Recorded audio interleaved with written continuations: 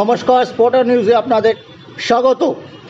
গত 5 বছরে Indian super লিগে ইস্টবেঙ্গলের পারফরমেন্স তেমন আশাপ্রদ ছিল না। গত 5 বছরই তারা টপ 6-এ যেতে ব্যর্থ হয়েছে, কিন্তু আইডব্লিউএলে স্বপ্ন দেখাচ্ছেন সঞ্জনা রাউল, আশালতা দেবীরা। এই মুহূর্তে ইস্টবেঙ্গল জনতা জেনে খুশি হবেন, আইডব্লিউএলে এখন 1 নম্বরে রয়েছে ইস্টবেঙ্গল ক্লাব। 8টা ম্যাচের মধ্যে তারা 7টিতে সরাসরি জয় পেয়েছে। একটি মাত্র ম্যাচ গোকুলামের কাছে তারা হেরেছে। তাদের পয়েন্ট 21। 2 নম্বরে আছে গোকুলাম। তারা 8টা ম্যাচ খেলেছে, 6টা জিতেছে, 2টো ড্র করেছে। গোকুলাম এখনও ওই লিগে অপরাজিত।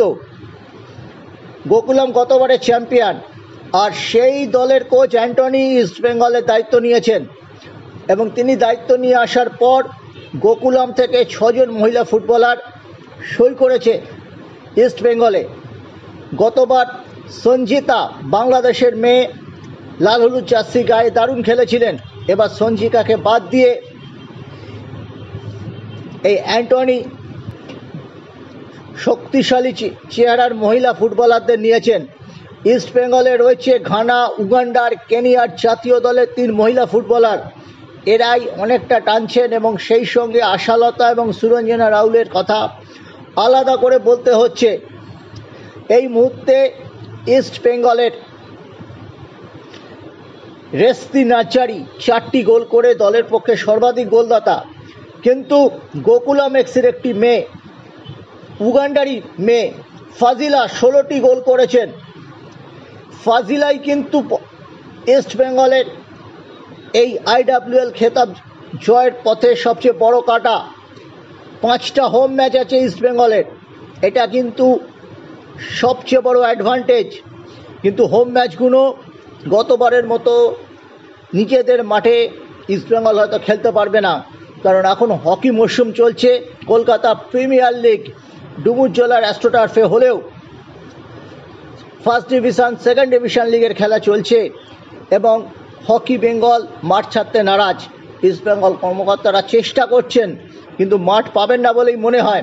সেই জন্য এই আইডব্লিউএলের ম্যাচগুলো হয়তো কল্যাণী বা নৈহাটি স্টেডিয়ামে তাদের খেলতে হবে। সেটা টিম ম্যানেজমেন্ট সব দিকে কথাবার্তা চেষ্টা করছেন, যাতে ম্যাচগুলো কলকাতায় করা যায়, নিজেদের মাঠে খেলা যায়।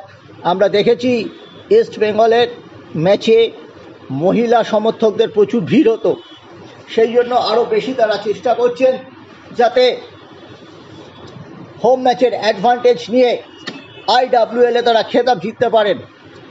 আইডব্লিউএলে এদিন গোকুলাম 3-1 গোলে উড়িষ্যাকে হারিয়ে দিয়েছে। এই আইডব্লিউএলে কলকাতার শ্রীভূমি স্পোর্টিং ক্লাবও আছে, যারা 7টি ম্যাচের মধ্যে 3টি ম্যাচ জিতেছে, 4টি ম্যাচ হেরেছে। 12 পয়েন্ট তাদের। শ্রীভূমি আছে 5 নম্বরে, তাদের ঠিক ওপরে আছে সেতু এফসি। এখন দেখা যাক এই সুরঞ্জনা রাউল, আশালতা দেবীরা ফোকাস ধরে রাখতে পারেন কিনা।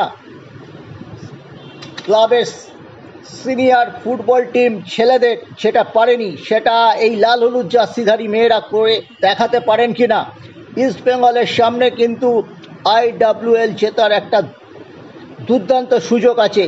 পথে কাটা গোকুলাম, এবং গোকুলামের কেউ না, গোকুলামের আটকাতে হবে সেই উগান্ডার একটি মেয়ে ফাজিলাকে। এটাই ছিল ইস্টবেঙ্গল মহিলা টিম সম্পর্কে সবচেয়ে বড় আপডেট। ইস্টবেঙ্গল জনতা মন ভালো নেই।